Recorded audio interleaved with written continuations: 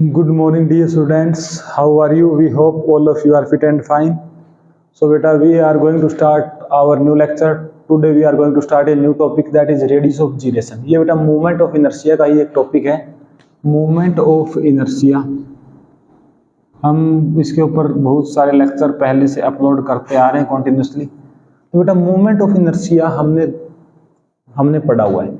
जैसे मान लो कोई भी एक बॉडी है, ये कोई आर्बिट्रेरी बॉडी हमने मान लिया बेटा, और इस एक्सिस के अबाउट हम इसको रोटेट कर रहे हैं, इस एक्सिस के अबाउट इसको रोटेट कर रहे हैं। तो बेटा इसका मूवमेंट ऑफ इनर्शिया क्या आएगा, I is equal to M R square. हमने कंसिडर कर लिया कि इस ऑब्जेक्ट का कुछ ना कुछ बेटा मूवमेंट ऑफ इनर्शिया आएगा, ठीक है। या आप सिंपली कह दो इस ऑब्जेक्ट का मूवमेंट ऑफ इनर्शिया I है, क्या है, मूवमेंट ऑफ इनर्शिया I है। और बेटा इसका मास कितना है, m मास का कोई ऑब्जेक्ट है, किसी एक्सिस के अबाउट रोटेट कर रहा है, उसका मूवमेंट ऑफ इनर्शिया हमने क्या कंसीडर कर लिया, I।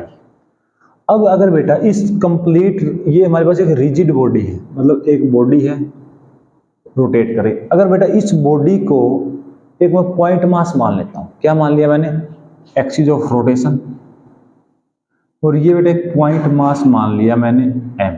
मीन्स जो मास इस रिजिड बॉडी का है वही मास इस पॉइंट का है, या इस पॉइंट ऑब्जेक्ट का मास है, मतलब दोनों का मास क्या है, सेम। तो बेटा इस मास को मैं कहां रखें, इस मास को मैं कहां रखूं कि जो मोमेंट ऑफ इनर्शिया इस ऑब्जेक्ट का है वही मोमेंट ऑफ इनर्शिया इस पॉइंट ऑब्जेक्ट का आ जाए। मान लो बेटा हमने इसको यहां रखा I के ऊपर, तो बेटा ये ऐसे सर्कुलर मोशन में, क्योंकि कोई एक पार्टिकल है, कोई एक बॉडी रोटेट करती है तो उसका हर एक पार्टिकल सर्कुलर मोशन करता है, तो बेटा ये भी सर्कुलर मोशन करेगा। सर्कुलर मोशन करेगा तो कुछ रेडियस होगी, उसको हम बोलते हैं बेटा k। This k is known as radius of gyration. Means कोई एक हमारे पास रिजिड बॉडी है, रोटेट कर रही है, तो उसका कुछ ना कुछ मूवमेंट ऑफ इनर्शिया आएगा उस एक्सिस ऑफ रोटेशन के अबाउट। अब हम उसी एक्सिस ऑफ रोटेशन के अबाउट अगर उस ऑब्जेक्ट को, उस रिजिड बॉडी को एक पॉइंट मास मान के सर्कुलर मोशन में अगर वो मूव करे तो बेटा रोटेशनल मोशन हुआ। अब रोटेशनल मोशन हुआ तो इसका भी कुछ ना कुछ मूवमेंट ऑफ इनर्शिया होगा, मान लो I। अगर ये दोनों मूवमेंट ऑफ इनर्शिया बेटा इक्वल हो जाए, मीन्स आप इसको इतनी दूर रखोगे कि ये दोनों इक्वल हो जाए, तो उस k का या उस सर्कल की रेडियस का नाम क्या बेटा, radius of gyration. I hope आपको क्लियर हुआ होगा। अब बेटा एक एग्जांपल से देखते हैं। अब मान लो हमारे पास एक रिंग है, जैसे ये मान लो ये हमारे पास बेटा एक रिंग है और इसका मास कितना है, m। यहां बना देते हैं, ये एक रिंग है बेटा, इस रिंग का मास कितना है, m, और इस एक्सिस के अबाउट इसको रोटेट कर रहे हैं, तो बेटा इसका मूवमेंट ऑफ इनर्शिया रिंग का एक्सिस ऑफ रोटेशन अगर सेंटर से पास कर रहा है तो मूवमेंट ऑफ इनर्शिया क्या होता है, mr स्क्वायर। क्लियर। अब यहां देखो, अगर इसको मैं एक पॉइंट मास मान लेता हूं, मैं इसको क्या मान लिया बेटा, m मास का एक पॉइंट मान लिया, और यही एक्सिस ऑफ रोटेशन है। अब इसको कितना दूर रखें, मान लो मैंने रख दिया बेटा k डिस्टेंस दूर, क्या रख दिया, k। तो ये बेटा एक सर्कुलर मोशन में मूव करेगा, सर्कुलर मोशन में मूव करेगा तो इसका भी बेटा रोटेशनल मोशन है, मूवमेंट ऑफ इनर्शिया आएगा I equal to m k square. तो बेटा हमें k की वो वैल्यू लेनी है जिस वैल्यू के लिए ये दोनों इक्वल हो जाए। तो बेटा इन दोनों को इक्वल पुट कर दें तो क्या आया, m k square is equal to m r square, m से m, तो k की वैल्यू क्या आ गई बेटा, r प्लस माइनस r। तो इस केस में जितना रेडियस था उतना ही दूर रखना है m मास को, तो ये बेटा रेडियस ऑफ जिरेशन। अगर ये हमारे पास बेटा डिस्क होता, ये हमारे पास क्या होता, डिस्क होता, तो बेटा इसका मूवमेंट ऑफ इनर्शिया क्या आता है, mr स्क्वायर बाई 2। अब हम इस m मास को कितना दूर रखें कि हमारा मूवमेंट ऑफ इनर्शिया इसके बराबर, मतलब इसका मूवमेंट ऑफ इनर्शिया m के स्क्वायर रहेगा, इसका क्या रहेगा ये, और ये दोनों बराबर होने चाहिए। तो अगर बेटा बराबर कब होंगे, जब r बाई रूट 2, मीन्स इस केस में कितना दूर रखा जाएगा, r बाई रूट 2। तो ये बेटा रेडियस ऑफ जिरेशन। मीन्स ये एक हर एक ऑब्जेक्ट के केस में अलग अलग मिलेगा।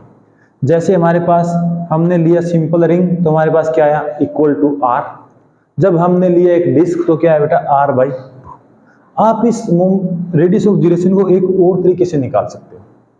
जैसे यहाँ पर हमने लिखा I is equal to M K square.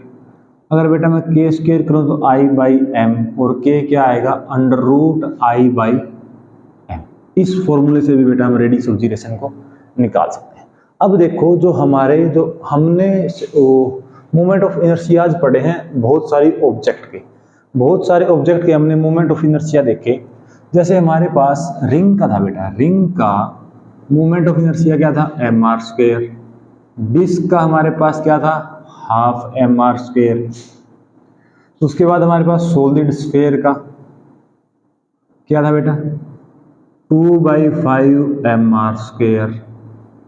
जैसे हमारे पास होलो स्फीयर था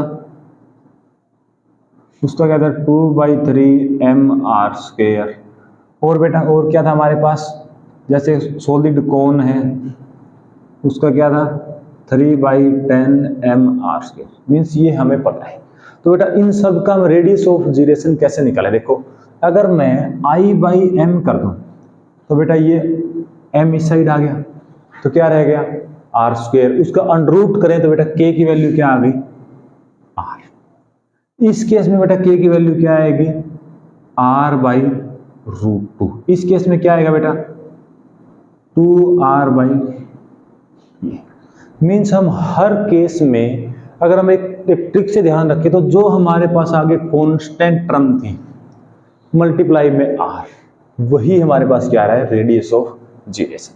तो ये था बेटा एक छोटा सा टॉपिक रेडियस ऑफ जीरेशन। दोबारा से देखें रेडियस ऑफ जीरेशन क्या है। एक हमारे पास एक बॉडी है जो रोटेट कर रही है, मान लो उस बॉडी का मास m है।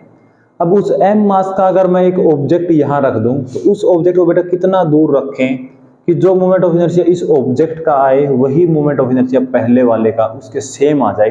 तो उस रेडियस को या उस डिस्टेंस को एक्सिस ऑफ रोटेशन से हम क्या बोलेंगे radius of gyration. Okay, thank you so much, have a nice day.